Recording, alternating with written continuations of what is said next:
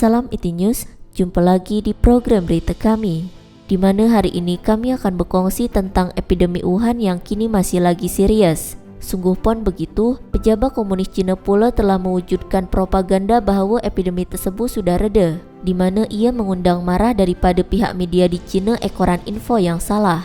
Berikut merupakan berita selanjutnya.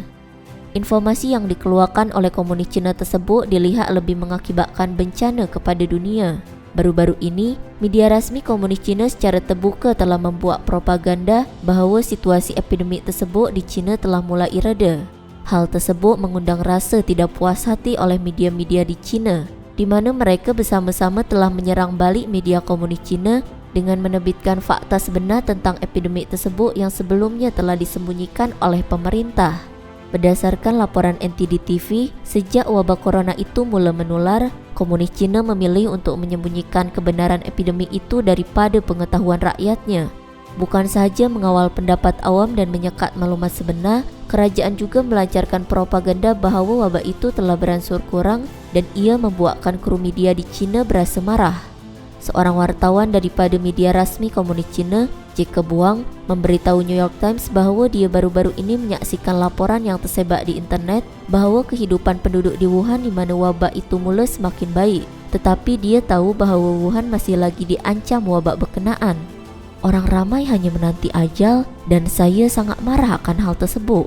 Saya merupakan seorang wartawan, namun saya juga manusia biasa, katanya. Pada akhir Januari lalu, Jacob Wang dan sekumpulan wartawan Cina telah melawat beberapa kawasan untuk melaporkan keadaan wabak sebelum bandar Wuhan ditutup. Mereka menubuhkan pejabat sementara di hotel. Dengan memakai pakaian dan kacamata pelindung, mereka telah pergi ke bilik pesakit hospital untuk menemu bual pesakit dan doktor. Menurut Jacob Wang, pesakit-pesakit terbabit berada dalam keadaan putus asa dan menghadapi kematian. Setelah menyaksikan cerita-cerita yang mengerikan ini, anda tidak boleh tidur pada waktu malam, merasa sangat depresi dan tidak ada harapan, kata Jacob. Jacob Wang mendokumentasikan kegagalan kerajaan Cina untuk menangani wabak dan menyiarkannya di platform media sosial.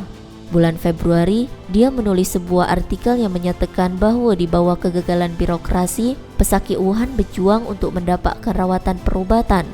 Perintah komunis Cina yang memperdayakan tentang wabak itu telah mencetuskan kemarahan wartawan Cina seperti Jacob Wang dan wartawan lain. Mereka mula melawan dan berjuang untuk menentang komunis Cina. Media Cina seru kebebasan akhbar dan menarik perhatian awam menggunakan media sosial. Laporan menyatakan bahawa mereka menyiarkan kandungan mengejutkan, iaitu kegagalan kerajaan dalam sistem penjagaan kesihatan dan penyembunyian fakta sebenar tentang epidemik terbabit, selain mahu kebebasan akhbar serta penggunaan media sosial untuk meningkatkan kesedaran awam tentang ketidakadilan dan penyalahgunaan yang berlaku. Semua orang sedang ditindas, maka kebebasan berekspresi secara bebas adalah satu cara kita untuk melawan, kata Tenny Huang yang juga merupakan seorang wartawan tempatan. Tenny Huang telah berada di Wuhan selama beberapa minggu.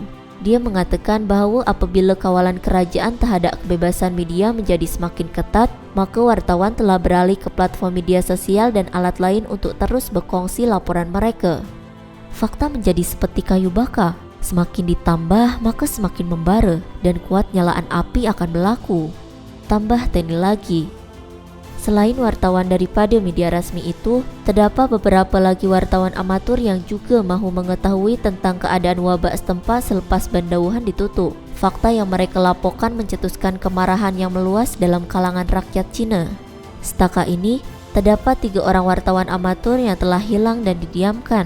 Mereka yang dimaksudkan adalah Fang Pin, Chen Qiuxi, dan Li Chehua.